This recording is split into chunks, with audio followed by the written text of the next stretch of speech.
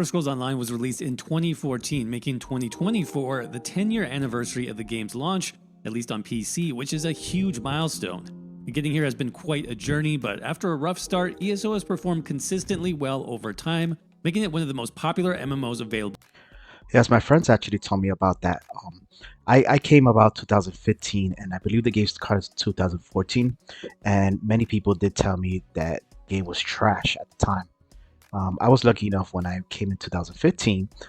The game was actually pretty good. It was pretty solid.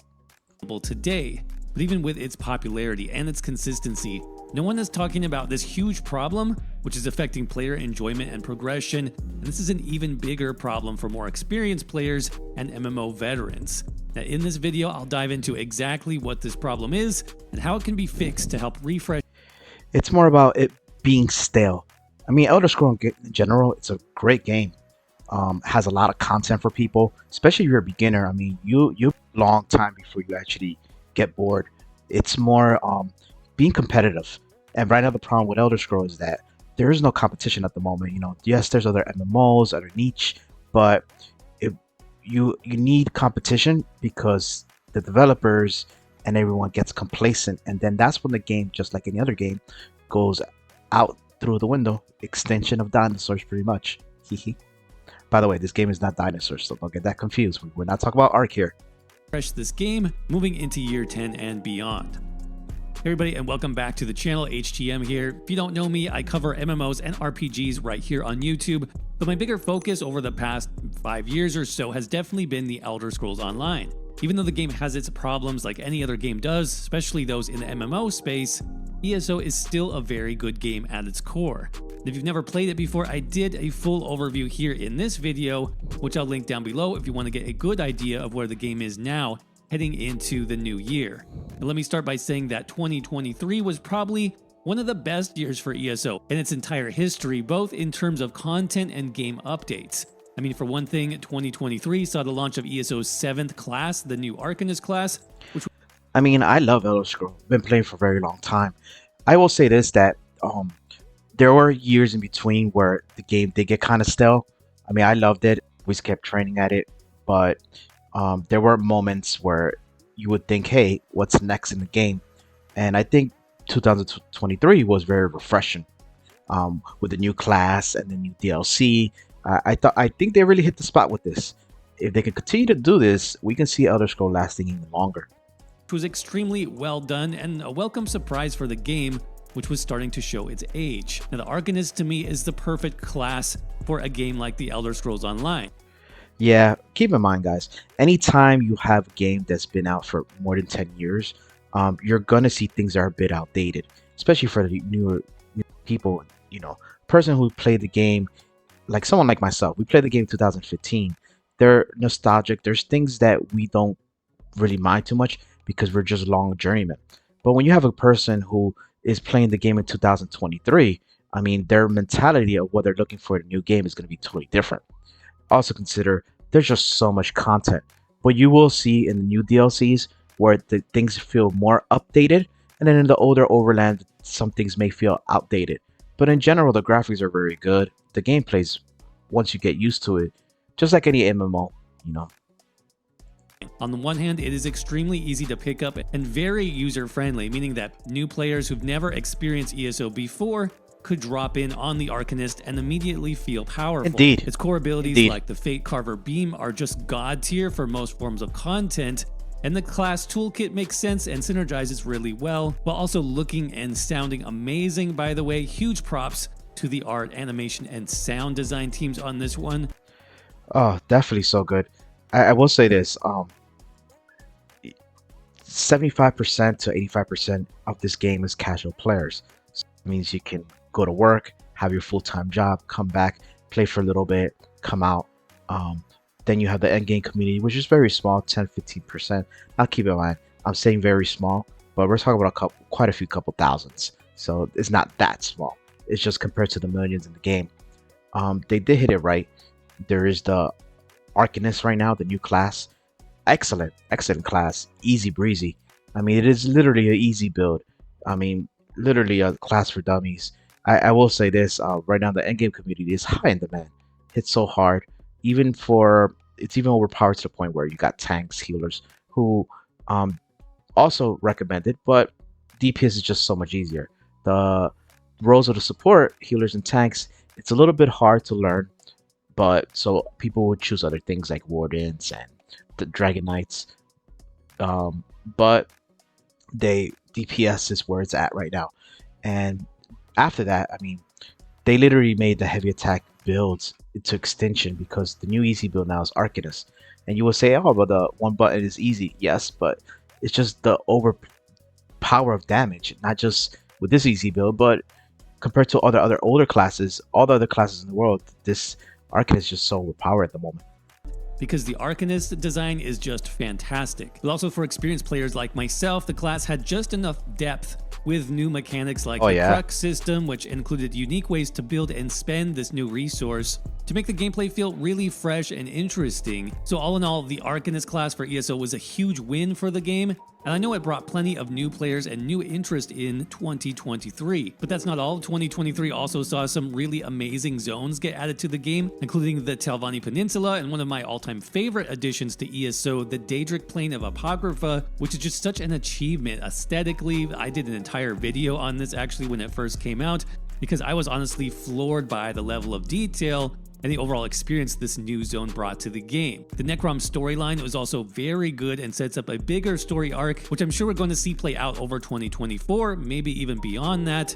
If you have not played Necrom yet, I won't spoil anything here other than to say that ESO has done something completely new with the Elder Scrolls lore, which is pretty exciting, and you should definitely check it out. Of course, ESO also invested significant time into bug fixes and quality of life improvements in Q3 of 2023, which I hope they continue to do moving forward. Bugs, and bugs. Always the biggest problem.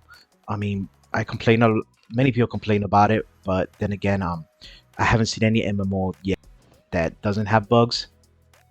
As ironic as that may sound, but like we said, we can't get complacent. Just because other games have bugs doesn't mean we want our game to have bugs, and that's always a work in progress. As I think that's also very positive for the game, and it's something the community has been asking for a long time. But I also want to talk about ESO's biggest win in 2023, which it turns out also showcases its biggest problem heading into 2024 and beyond, and that is the Infinite Archive. Now, at face value, the Infinite... Oh, that is definitely... So, like I said, it's been getting stale, and now, they made Infinite Archive, which is really good. Makes it competitive.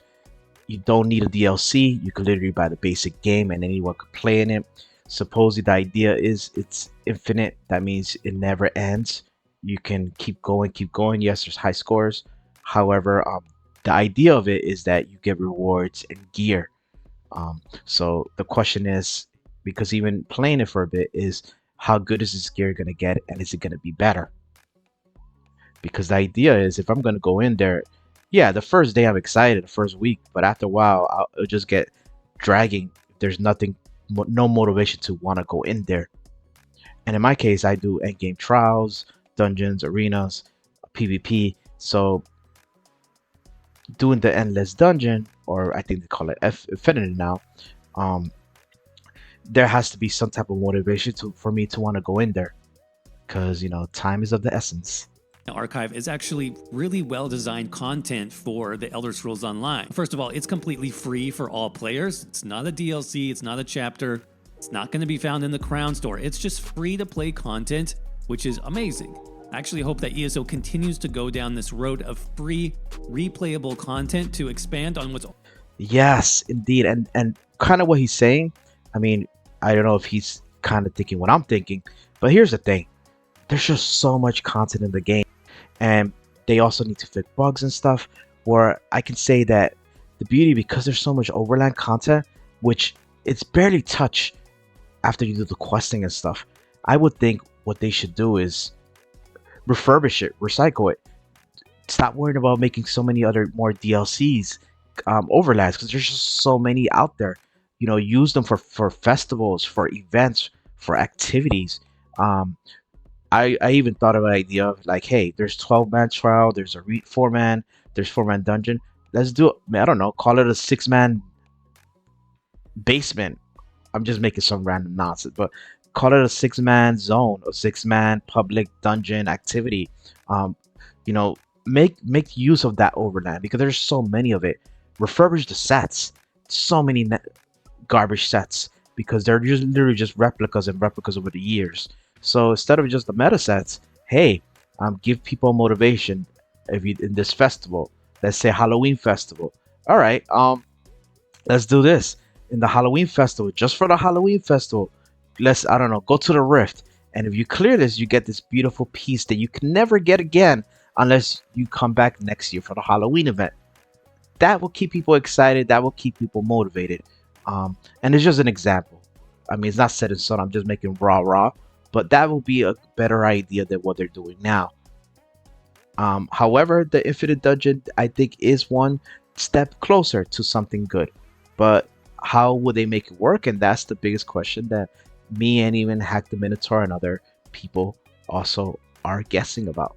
Already available in the game moving into 2024 and beyond. I think this is really great. I also appreciate that it doesn't take, a top level coordinated group to do well in the Infinite Archive. I mean, yes, you can enter with a second player, and if both of you and your friend are good at ESO and you have the right build, you'll be able to progress really far. But they also made it so that solo players can enter the Infinite Archive as well, or you can play solo with a companion, and either way, you can still progress, you can have fun, and still earn rewards. I'm also a big fan of how they set up the Infinite Archive itself into this roguelike experience, similar to other recent games like Hades, for example, where your goal is basically just to progress as far as possible without losing all your lives. You also have to improve your character throughout with various buffs and power-ups along the way. The Infinite Archive version of those buffs, called Visions and Verses, I think is also done pretty well as a system overall, as it mixes in a bit of randomness and excitement into each run. But I think honestly we probably will see a bit more balancing coming to certain visions in the future as they're just ultra powerful. So don't get me wrong, I really like what ESO did with the Infinite Archive. It's the content that I'm playing right now in ESO the most, actually. But there is still one crucial aspect that I think misses the mark, which leads to this much bigger problem we need to talk about, and that is itemization. You see, when the Infinite Archive was originally pitched to us as players, we were told that the rewards for beating it would be something completely new to ESO. Yeah. Also, one of the problems too, before he mentions what he's probably gonna be mentioned about the sets and the rewards, kind of what we're talking about. But one of the problems too is also for the Infinite Dungeon that I'm seeing is that if you're an end gamer, like you do trials, dungeons, and arenas, and you're a PvP player, this is probably the closest thing to experimenting builds with craftables and all different sets over the overland and not just trial gear.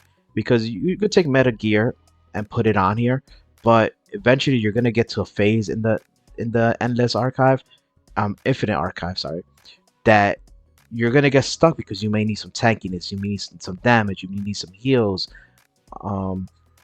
With that being said, yeah, the verses do help a lot, so if you can manipulate it, that will work as well.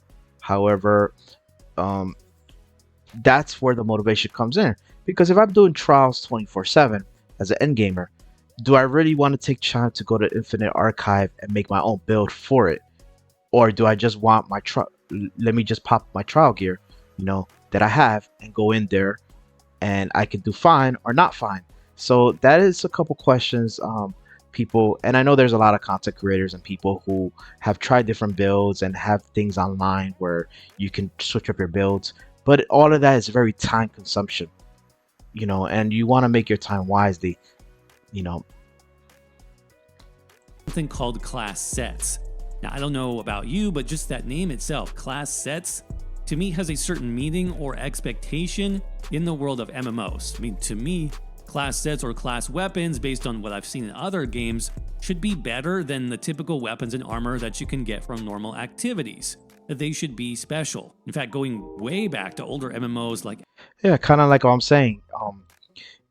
Time is of the essence. If I'm going to waste a lot of time in here, there has to be a motivation, because if not, I'm just going to try to do something else.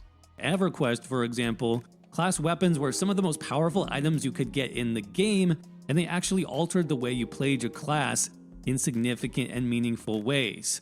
Now the problem though with ESO's version of class sets is that they're not particularly better than anything that we already have access to in the game. And in some cases they're actually worse, which I think is a huge missed opportunity in more ways than one. I'm going to get deep into this, so stay with me here. First, let's break down those class sets and explain why they are such a big problem, not just for the Infinite Archive, but for the overall progression of ESO. Now, the most obvious reason why the new class sets are not great is due to the bonus of the item sets themselves. As I mentioned, generally these new bonuses are not that special, and in most cases you wouldn't decide to use these sets over the current gear that you're already wearing. Arguably the best class. Yeah. One of the biggest problems I've seen with these the Infinite Archive situation is that a lot of sets bring like resources or buffs, and all that stands out to support type of DPS or support role. Where hey, you want if you're a DD, you want damage sets, and I see a lot of it is where okay, these sets may work in the archive, but is it gonna help me in trials? Is it going to help me in solo content? Is it going to help me in arenas? Is it going to help me in any other content in the game? Because like I said again, you want motivation, you want the rewards. And from what I see, the Nightblade probably has a decent set, but even then it's kind of niche because it's just resource. So I could probably make it work, but let's see. Set bonus belongs to the Dragon Knight class set, which gives you on-demand access to major heroism, plus a new buff that boosts your healing and your damage shields. So this is not bad, and I could see some players replacing one of their current 5-piece sets to use this bonus, depending on specific content. Now there's a Necromancer class set called Nobility in Decay. This is also pretty interesting, and I think more closely meets the expectations of a quote class set by giving you an alternate or unique way to play the class.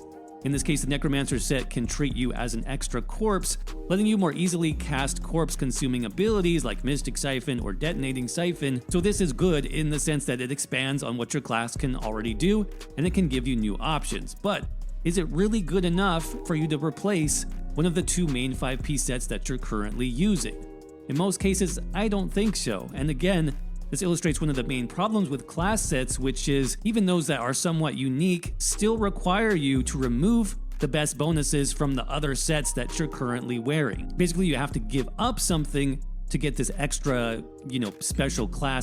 Yeah, in other words, if you got a 5-piece, if I got a trial set, let's say Reliquance, it's 5 pieces. I can't drop the 4th piece because that just destroys the whole purpose of using Reliquance. So if I'm going to use any 1-piece or 2-piece, it has to really make a difference. Or if it does, or another thing they could try to do, and this is where they probably need to work on it, is have multiple special pieces that you can use instead of just having 5 pieces. But easier said than done. Set or specialization, but there is a way that ESO could have solved this and made it better pretty easily, which I'm going to talk about next.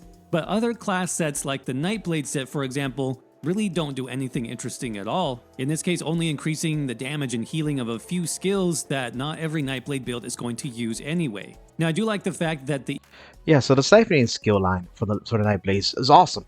It does have some damage abilities there, but most people, especially when you go to into trial or meta type, a meta type player is probably not going to put too many heals or anything siphoning. They're just probably going to go raw damage, if anything. Now everybody has their preference of style, but they're going to go more damagey route. And in the siphoning thing, with the exception of maybe 1 or 2 skills, everything else is just buffing. So with that being said, it's not going to be a set that everyone's going to want to use, because you're going to want something that's probably going to give you a lot more damage. I can see this being more on the support blade side. Don't get me wrong. Would this be something I'll give a try? Well, absolutely, because I'm a big fan of the siphoning tree. But I also think outside the box. I like meta, but I also like trying different things as well.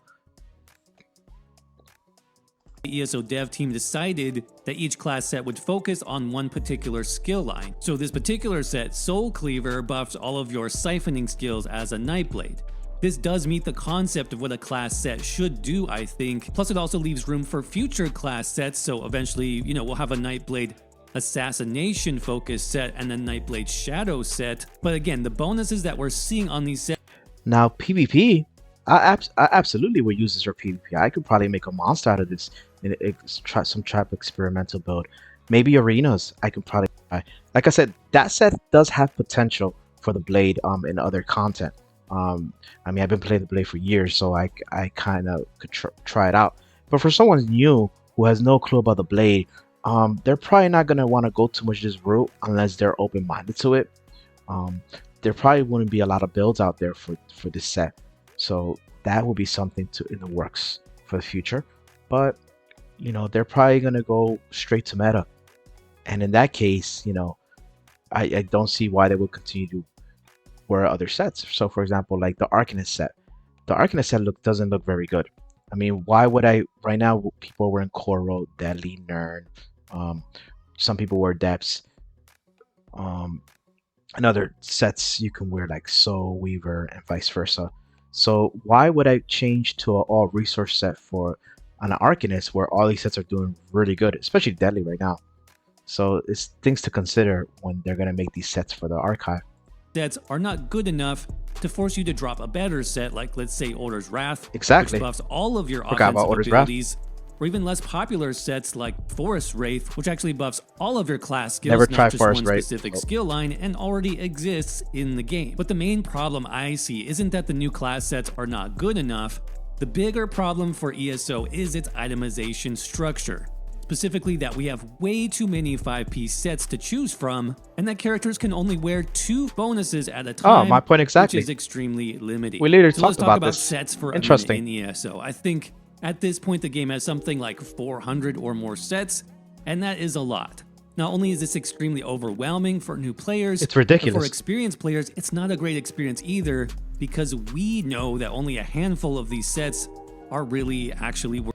If you're a new player, why the hell you know how overwhelming it is? 4,400 different sets, and most of them are garbage.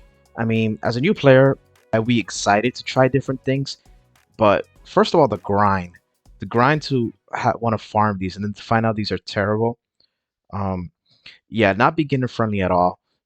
I mean, they need to be, if there were more diverse sets, then I'll be like, sure, but there's literally very few in the arsenal there. Worth getting. For example, I have dozens and dozens of builds and different options posted on my website, hacktheminotaur.com, but all of those builds use maybe 15 to 20 different sets in total. And yeah, I can try to make builds using other sets, but they just won't be as good because the majority of those sets are not that good themselves. Yeah, I have a couple tunes, a couple different classes. I have about maybe 5 to, I have a little less than 10. I probably say I'll have maybe like anywhere from 3 to 5 sets per class tune.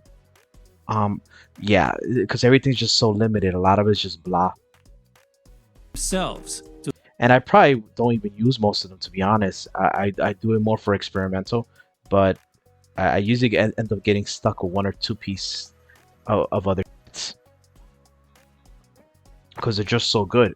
The majority of those 400 plus sets you'll never bother using because a small number of the sets are just significantly better than all the rest. And in this current system, it's nearly impossible to introduce something special, like, quote, class sets, because they will either be extremely overpowered and every class is going to use their class set and nothing else, or they will actually be underpowered, which I believe is what's happening here with the introduction of class sets for Infinite Archive, and they're just not going to be used that much because we have better options. All right, I'm gonna be straight up with you. I paid for this ad because... Now, I think the solution here is really obvious, and hopefully you'll see it too after I explain how this could work. Yeah, another problem too is you would think, oh, PvE. Okay, well, you're fighting monsters, so you're not competing against anyone. Go ahead and use these overpowered sets. Well, in theory, yes, but here's the thing.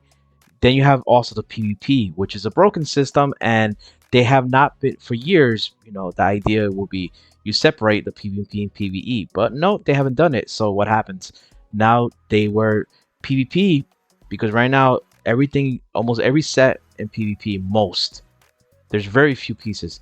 everything is a bit underperforming as far as PvP sets. So what do? Most of the gear PvPers are using are PvE gear. So now it's overpowered. Now PvP is gonna complain because it's broken, it's overpowered, and then guess what they do? They do nerfs. You're like, why are they nerfing this in PvE? I mean, what's the purpose?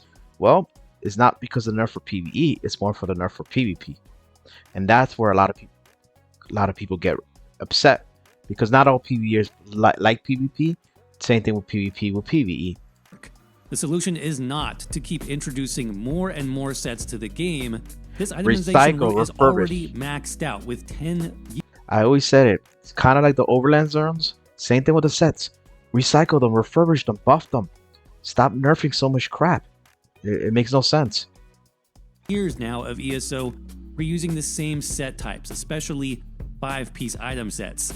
So I think continuing down that road would be a mistake. The better solution, at least in my opinion, is just to introduce more gear slots into the game and other equipment options instead. The idea here of class sets actually is a perfect chance for ESO to do this.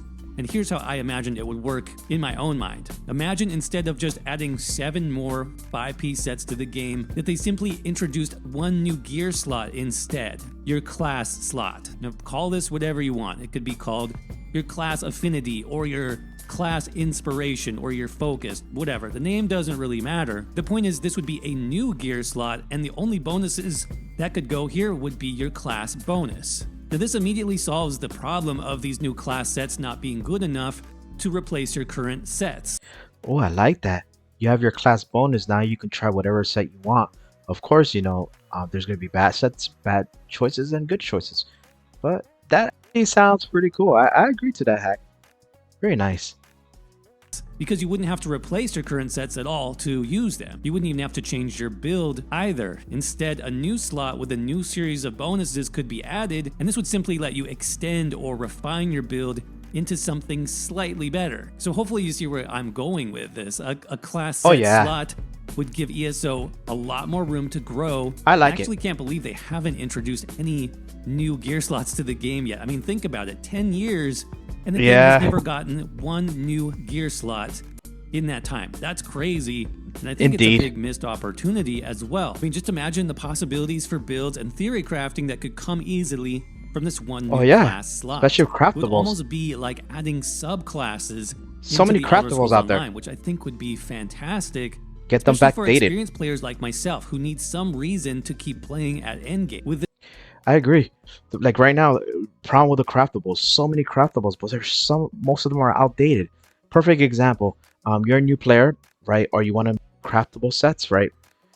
There used to be the most popular, and even people used it in endgame before when you're a beginner, was Julianos and Hundings. But that is garbage right now. Why? Not that because they're bad sets, it's because why would you want them where now they have Order's Wrath? And if you ever look at Order's Wrath, it literally has everything Juliano and Hunding has for mag and stam, plus the crit. So, I mean, there's no even reason to even use those. Those are perfect 2 sets right there. You're not going to use Moon Acolyte because that 5th pip gives you an 8% reduction.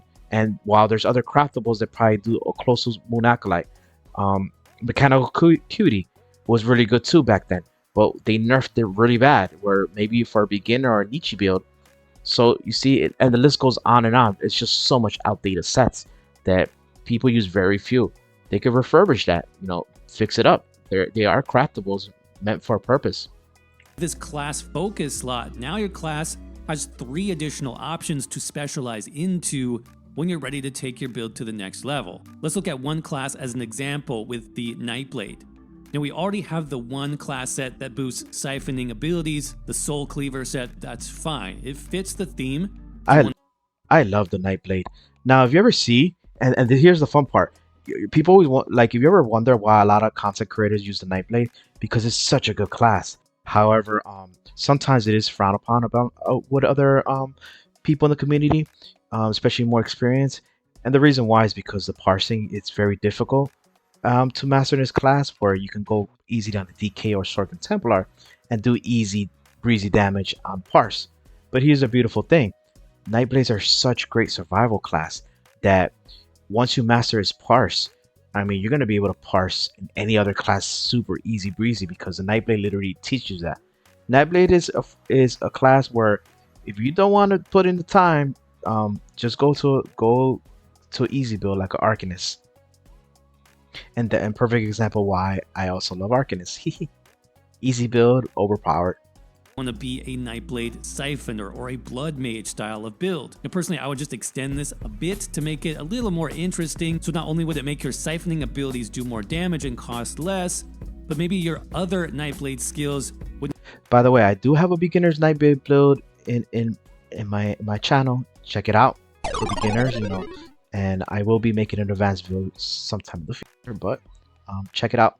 Now heal you for 5 or 10% of the damage they dealt to really amp up that siphoning aesthetic, but not be too overpowered. And again, this bonus would come into a separate gear slot, so you wouldn't lose anything in your current build to make this happen. It's just one more layer of specialization. Now, eventually ESO would of course add 2 more class sets or focuses for each class, one for each of the remaining skill lines that each class has access to, but you'd have to pick just one of these as your primary focus. Using Nightblades again as our example, maybe the assassination focus causes you to deal slightly more damage when fighting behind an enemy, or it gives you access to some kind of unique backstab attack.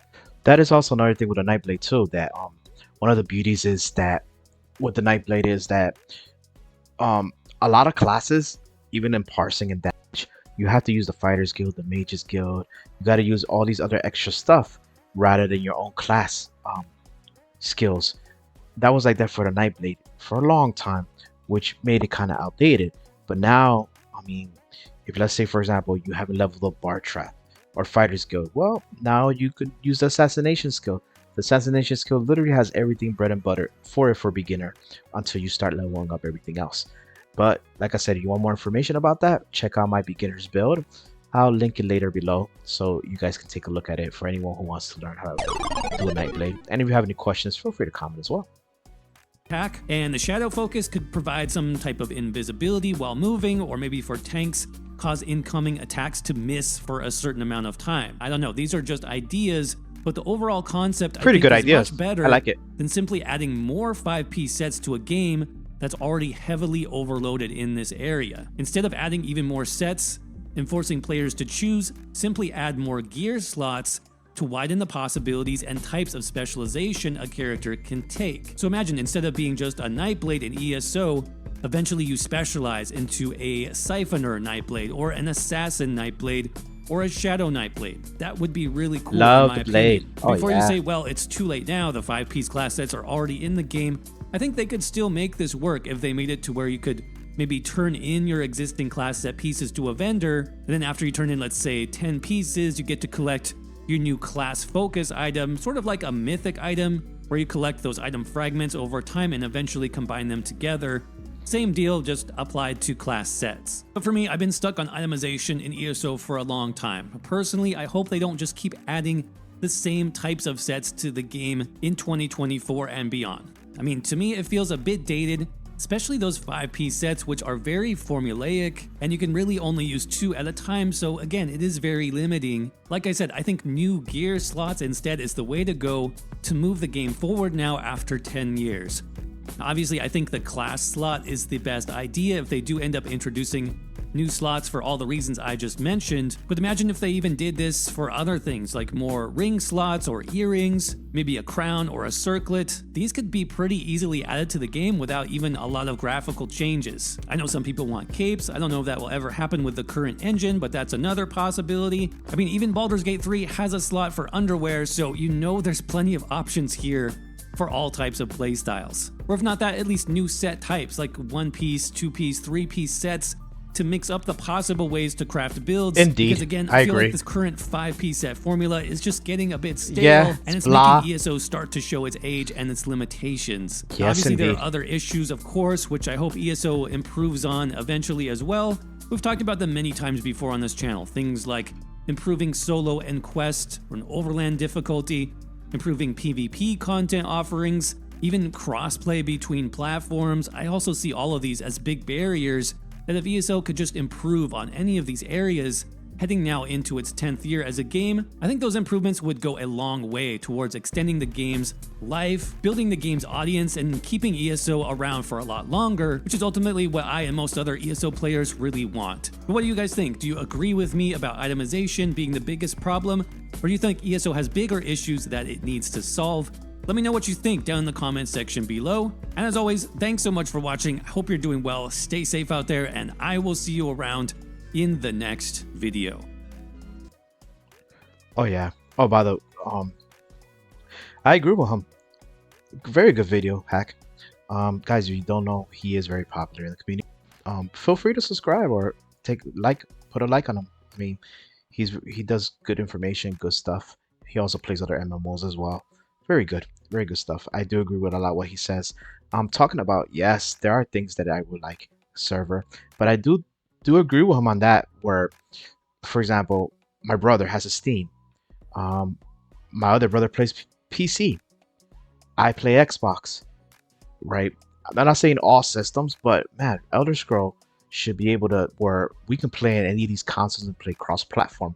I don't see why not. I mean, there's just no reason for it. Everyone should be able. I mean, you have this game in all these consoles, and not just that. For example, my Xbox. Let's say I want to travel, right? I want to travel, and I want to leave my Xbox for 2 or 3 days because I'm going to a family member. Hey, I got my Steam. You know, it's Xbox Live, right? If it's Xbox Live, I should be able to use it. Or I got my laptop. Instead of having to bring my whole box. I mean, I know the box console is big, smaller than the Xbox One. Bigger console, but still, it's just a lot of travel and a lot of packing. So I do agree with that.